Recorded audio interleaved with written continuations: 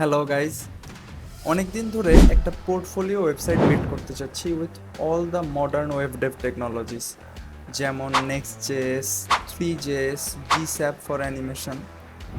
But there was a big problem. I didn't even know Next.js.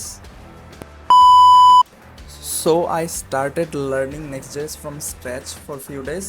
এরপরে আমি একটা amazing YouTube video tutorial পাইলাম portfolio ওয়েবসাইটের জন্য, যেখানে আমি যা যা চাচ্ছিলাম সেই জিনিসগুলো ইউজ করেই একটা ওয়েবসাইট বানাইছে। তো আমি লেগে পড়লাম ওটার পিছনে, 2 দিন টানা ফোকাস থাকলাম। কত ঘন্টা গেছে আমি জানি না, ওটা ভিডিওতে দেখা যাবে। So here's how the journey went.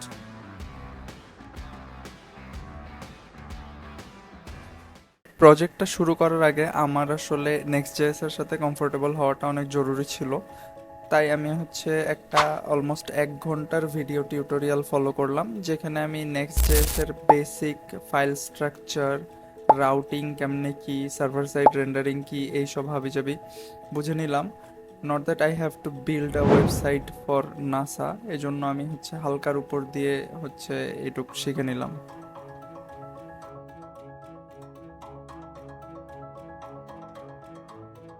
এখান থেকেই আসলে মেইন ফান পার্টটা শুরু হয়।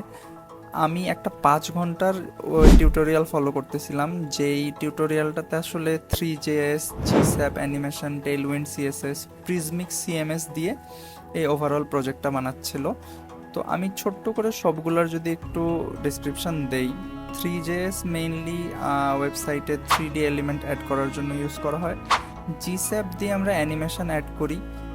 Tailwind CSS আমরা সবাই জানি, কিন্তু এখানে একটা নতুন জিনিস ছিল যে Prismic CMS মানে হচ্ছে কন্টেন্ট ম্যানেজমেন্ট সিস্টেম। তো এটা এমন কাজ করে যে সাপোজ ফিউচারে আমার কোনো একটা প্রজেক্ট অ্যাড করতে হবে আমার ওয়েবসাইটে, তো আমার ফুল কোড বেস চেঞ্জ করতে হবে না, আমরা Prismic দিয়ে ওই জিনিসটা অ্যাড করে দিতে পারবো। So this was new for me.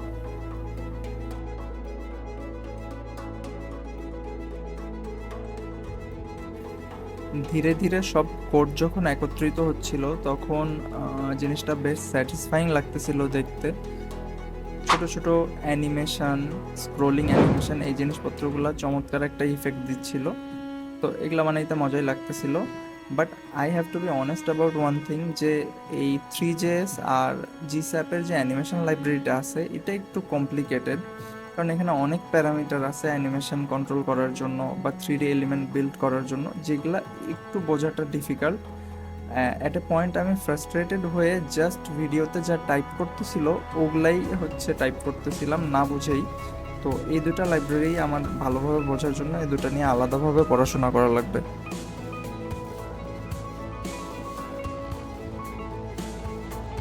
By the end of day 2 আমি অলমোস্ট 18 ঘন্টা টোটাল চেয়ারে বসেছিলাম।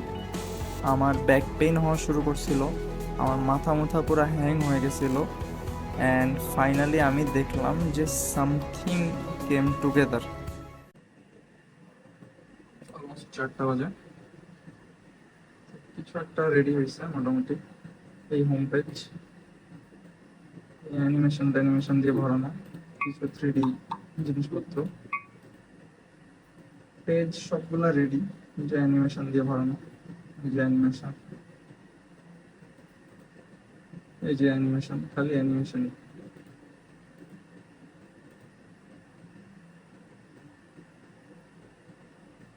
অনেক কাহিনী ইস্যুস ঠিক করা লাগবে,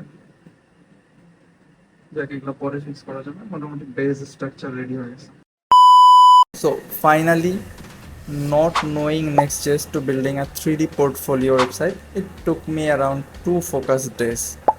যদিও এখনও অনেক জিনিসপত্র ইমপ্লিমেন্ট করা বাকি আছে, যেমন আমাকে আমার প্রজেক্টগুলো কমপ্লিটলি অ্যাড করতে হবে, ওয়েবসাইটটাকে লাইভ পোস্ট করতে হবে।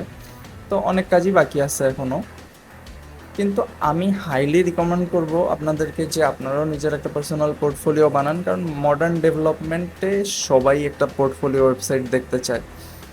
So that's it. If you have enjoyed this journey, please like, comment your favorite part and subscribe for future experiments, and see you in the next build.